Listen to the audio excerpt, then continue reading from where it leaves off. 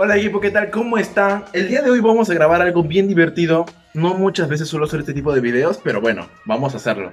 Es el unboxing de la última campaña del año, campaña número 17.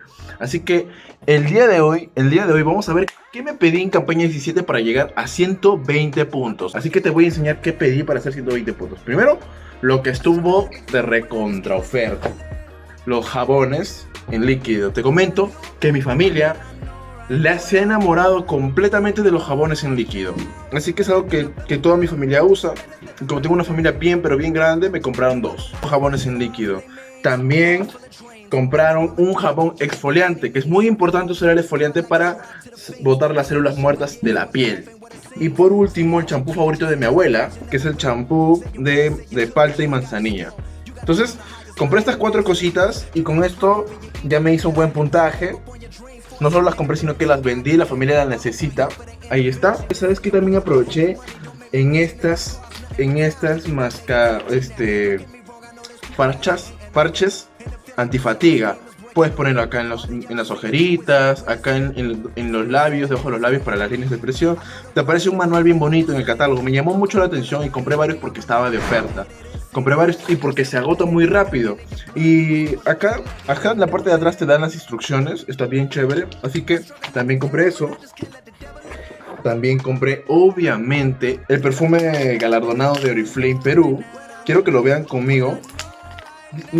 Dicho sea de paso, este perfume es totalmente exclusivo, ya que acaba de ganar uno de los más grandes premios a nivel internacional de perfumería.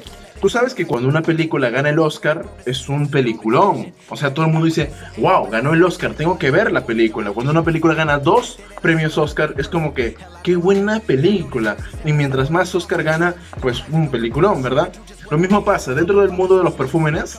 Cuando un perfume gana un premio Fifi, es el real perfume. Y adivina este año qué perfume ganó como la mejor fragancia dentro de todas. Dentro de todas las perfumerías que puedas conocer, Paco Rabanne, Carolina Herrera, Gucci, Givenchy, hay un montón de perfumerías, ¿cierto? Y estos perfumes están 300, 400, 500 soles. Y tú sabes que los precios de Oriflame son totalmente accesibles. Este perfume ganó un premio a la mejor fragancia. Se llama All or Nothing.